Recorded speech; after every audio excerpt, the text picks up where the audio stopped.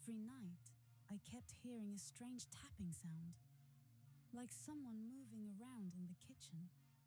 At first, I ignored it, but it happened at the exact same time every night. One night, I gathered my courage and walked toward the sound.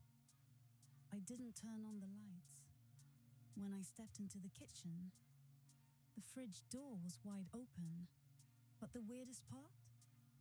All the food was laid out on the floor and completely rotten. The next morning, I asked my mum, "Did you get up to eat last night?" She looked confused and said, "We emptied the fridge 3 days ago. Don't you remember?" I was home alone.